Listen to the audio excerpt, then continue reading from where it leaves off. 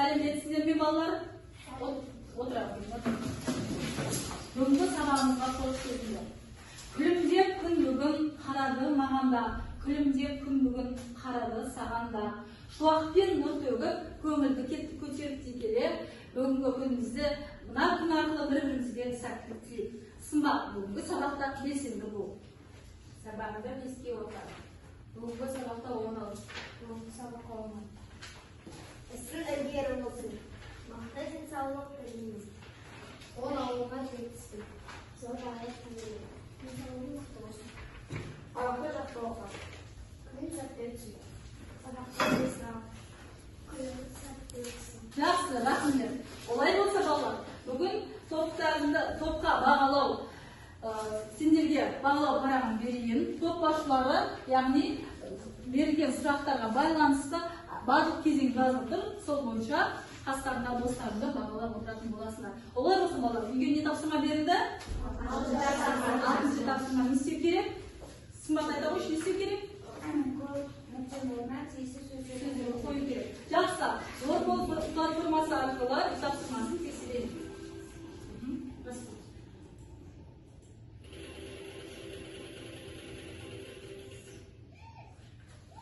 Көшпенділер түркілерді аспан әлемінің құпиясы қызықтырған. Қандай сөз қойдың? Қызықтырған. Жақсы, жарайсың. Келесі.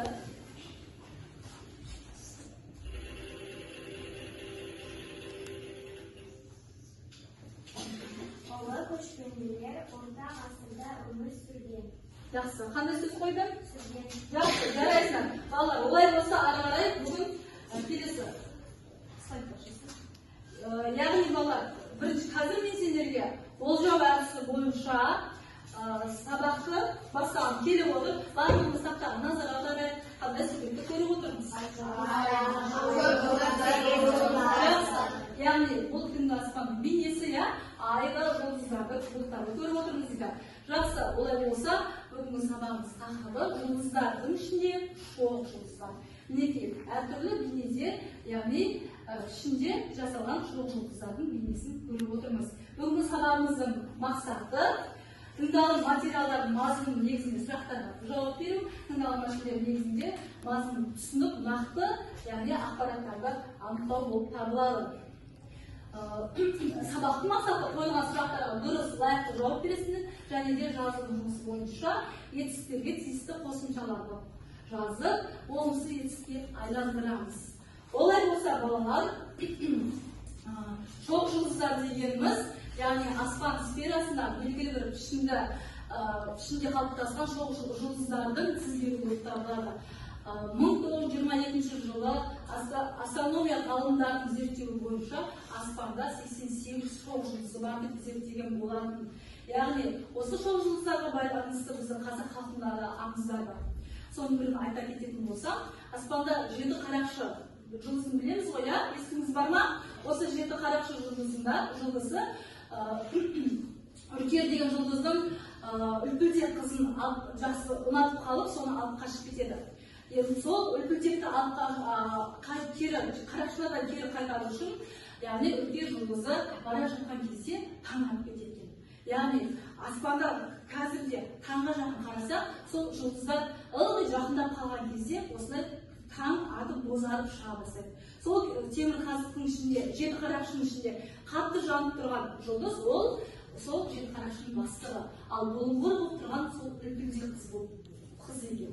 Яғни осы видео жаңа сабақпен таныспас бұрын бірінші жаңа сөздерімізге назар аударайық, яғни жаңа сөздермен танысып алайық.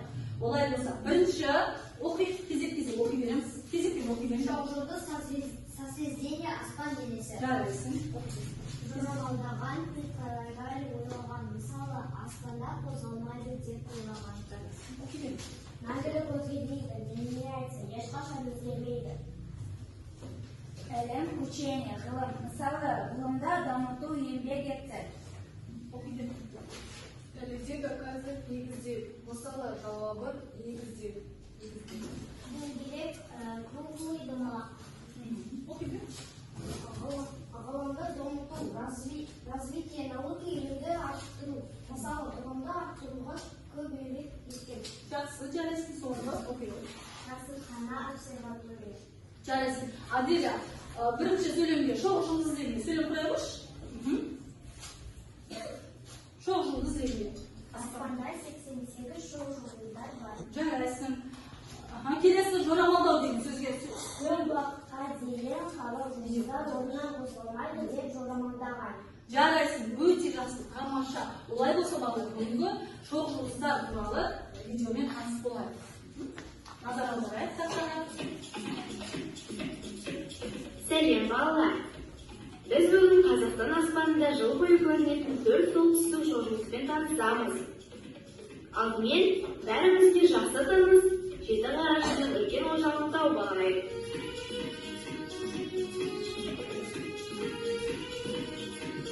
Жарық жеті жұлдыздан тұратын бұл астеризм үлкен аю шоғы жұлдызы құрамында. Ол көктемде дәл төбеден көрінеді. Ошағының шеткі екі жұлдызы Мерак пен Жақсы балалар, біз видеороликтен шоқ жұлдыздар туралы түсіндік, иә? Осы түсінген оқу мақсаты бойынша түсінген өзіміздің нақты ақпараттарымызды айтып басайықшы, кім қалай түсінгенін сұрайық. Қуанып бастай қойшы. Аспандағы жыл бойы көрінетін 4 солтүстік шоқ жұлдызбен таныстық. Жарайсың, ары қарай. Үлкен аю көктемде дәл төбеден көрінеді. Жарайсың, өте жақсы. Інжу, жалғастыра қойшы. Аю шоқ жұлдыздардың ең жарық етеген табылды. Жақсы, жарайсың. Інжу, жалғастыра қойшы. Аспандағы барлық жұлдыздар қазының айналуымен болады. Жарайсың, жақсы, ары қарай. Үлкен және кіші ошақтардың арасында айдаһар шоқ жұлдызы созылып жатыр. Жарайсың, өте жақсы видео роликті жақсы түсінген екенбіз. Осы бейне материал бойынша сендерге бір тапсырма беремін. Топты жылдамдарды бөлінген ішінде осы тапсырманы топ бойынша орындап жүресіңдер, иә? Жұлдыздар мен суреттерді сәйкестендіру. Жақсы. Болды, иә? Айта осың ба? Үлкен аю, сары шаян, телескоп. Жақсы, жарайсың. Айта қойма, біреу айтасың ба? Үлкен аю, сары шаян, телескоп. Дұрыс, яғни дұрыс, барлығы дұрыс табылған екен. Жарайсыңдар балалар. Олай болса, келесі үшінші тапсырма кітапқа қараймыз. Мәтін бойынша жұмыс жигсо әдісі бойынша тізбектеп оқимыз, иә? Бастап оқимыз, бастай ғой, тез-тез. Ескі заманнан адамдар жұлдызды аспанда шоқ жұлдыздарға бөлген. Қазіргі кезде 88 шоқ жұлдыз бар. Жарайды, болды, жалғастырамыз, тез. Көп уақытқа дейін халық жұлдыздар орнынан қозғалмайды деп жорамалдаған. Жарайды, келесі жалғастыр. Аристотель заманынан бастап ғасырлар бойы жұлдызды аспан мәңгілік өзгермейді деп сенген. Аспан туыстай сфера, оның сыртында құдайлар өмір сүреді деп сенген. Жақсы, жарайсыңдар балалар. Осы жигсо әдісі бойынша енді осы оқу мақсатына байланысты негізгі ақпараттарды табу керекпіз, және де жылдамдарды түсінгеніміз бойынша негізгі ақпараттар табады. Бастайық бірінші топта. Ескі заманнан адамдар жұлдызды аспан мәңгілік өзгермейді деп сенген. Қазіргі кезде 88 шоқ жұлдыз бар. Көп уақытқа дейін халық жұлдыздар орнынан қозғалмайды деп сенген. Сенеге жарайды, жалғастыра қойдыр, екінші топ. Ғалымдар жұлдыздарды дүние жүзіндегі үлкен расханалар мен астрономиялық орталықтарда зерттейді. Қазақстанда астрофизика институты зерттейді. Неміс ғалымы білсек аспан әлемін зерттеген. Жақсы, жарайсыңдар. Олай болса, келесі тапсырма балалар, өзіңді тексер. Біздер, яғни бұл тапсырмада сендерге ретсіз берілген сөйлемдерді ретімен орналастыру керексіңдер. Жылдамдарды барлық топпен ақылдастарда болады. Ретімен орналастыру керекпіз. Жақсы, болды па? Дұрыс жауабымен дастарын шалып қояйық, сол бойынша мен тексеріп отырайық. Оқи қойсын. Ерте замандағы адамдардың жұлдызды аспанды шоқ жұлдыздары бөлуі. Жақсы, дұрыс, екінші сөйлем. Жұлдыздар орнынан қозғалмайды деген жорамал. Өте дұрыс. Келесі оқи қойсын. Жұлдызды аспан мәңгілік өзгермейді деп ойлауы.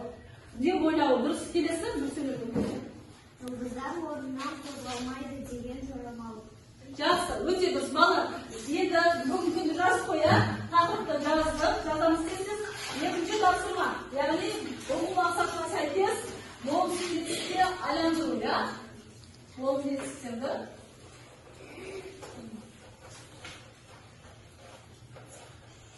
Екінші тапсырма. Бұл тапсырманы мен жұлдыздардан сұрақ, яғни бүгінгі сабағымызға сәйкес жұлдыздардан сұрақ әдісі арқылы жылдам келіп тақтаға шығамыз. Келе ойна, келіп. Ала қой. Бұл бірінші, бұл сізсің. Ашқан. Қандай сіз? Ашқан. Ашпаған. Жұрнақтар қалай бұл сізсің? Маме, папе. Бар де, иә? Отырып кесе жаза ғой, келе ғой. Ала енді. Кезекте. Қозғалған. Қалай болады? Қозғалмаған. Жақсы. Тез жылдам. Бөлген, бөлмеген. Жақсы, жарайсың. Жаза ғой.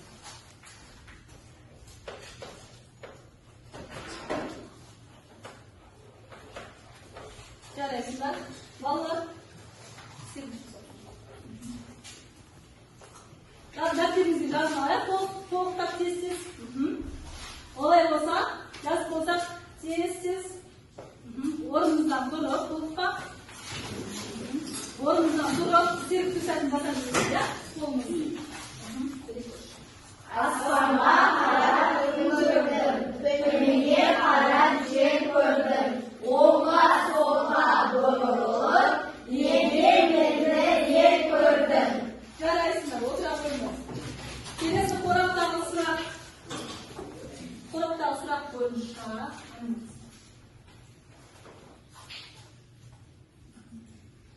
Бірінші сұраққа кім жауап береді? Келе ғой.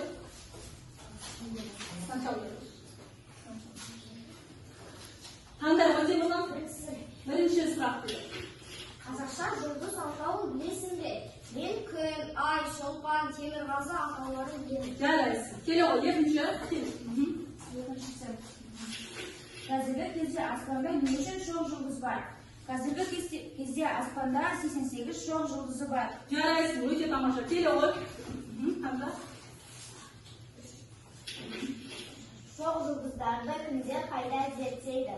Шоқ жұлдыздарды ғалымдар жасқаналар мен астрономиялық орталықтарда зерттейді. Өте жақсы, тамаша. Келесі балалар бізде қалғандардан сұрақ. Бізде грамматикалық тақырыптарымыз қосылған осы сабаққа дейін жүрген. Яғни бірінші болып кім жауап береді екен, сұрақса кім табады екен. Жылдан орнымыздан тұрамыз, оқи қойып. Қайдан қай үстеуді сұрағы неге істеді? Дұрыс, қалғанымыз ұшты. Өте тамаша. Келесі кім жауап береді? Мезгіл үстеуді табыңыз. Бүгін. Бүгін дейді. Жарайсың, өте тамаша. Келесі сұрақ қойды. Сан есімді тап. 90.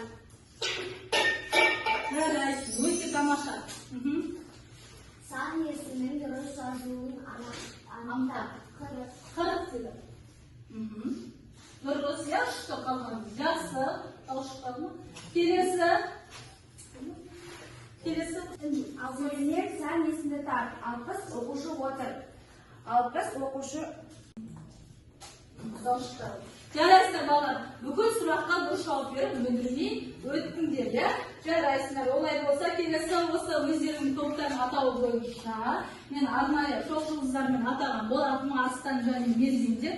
Яғни осы топ атауларында бүгінгі алған білімдерім бойынша тез қорғайтын боласыздар, иә? Жылдамдатып тез.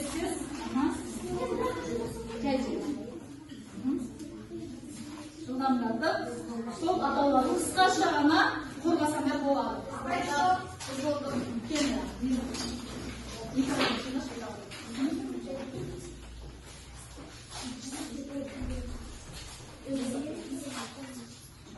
Қазақ халқы арыстанды қамқа деп те атайды. Шоқ жұлдыз күнбатысқа қарап шағындап тұрған айбарлы арыстан сияқты көрінеді. Қазақ оның екі жұлдызын, қамбардың мұрты және екі жұлдызын, аузы, енді бір сарқыш жұлдызына, өті келесі жұлдызының құйрығы деп атайды. Жарайсың, мал, жарайсың. Келесі топ кеспек. Мерген жұлдыздық аспан аспанның оңтүстік жарты шарындағы шоқ жұлдыз.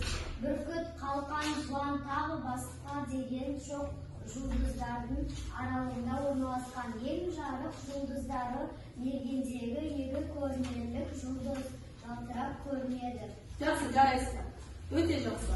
Яғни балалар, енді сабағымызды бекіту мақсатында шоқ жұлдыздарыңызға, яғни тақтада тұрған шоқ жұлдыздарды келіп, жылдан жауап берсек болады. Сұрақтарын алып.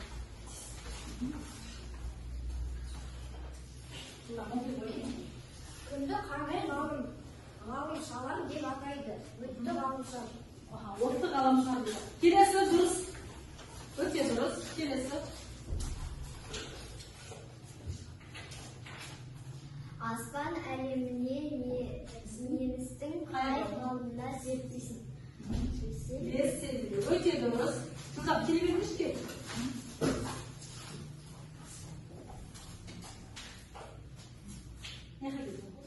Бесен қанша жұлдыздар орналасқан анықталған? Орналастар, иә? 75 мың. 75 мың. Өте жақсы. Енді бір адам шықсын. Кел.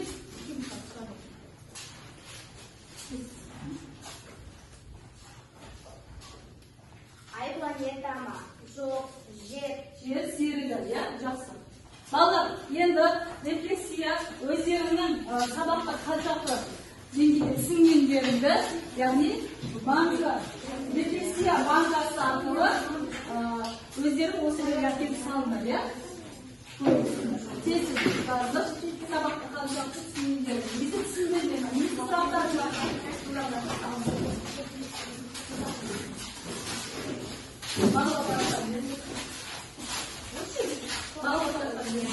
Балдар, үйге жазып аламыз. Бетінде басын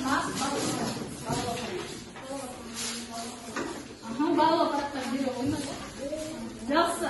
Топ басшылары бағалауымен және менің бағалауым бойынша Темірхан 8 балл, Ұлтым 8 балл, Үнжу 9 балл, Сымбат 10 балл, Мөлдір 10 балл, Адель 9 балл, Алинор 10 балл. Жақсы балалар, еліміз тыныш, аспанымыз ашық, жұлдызымыз жарық болсын. Келесі сабақта кездескенше сау болыңдар.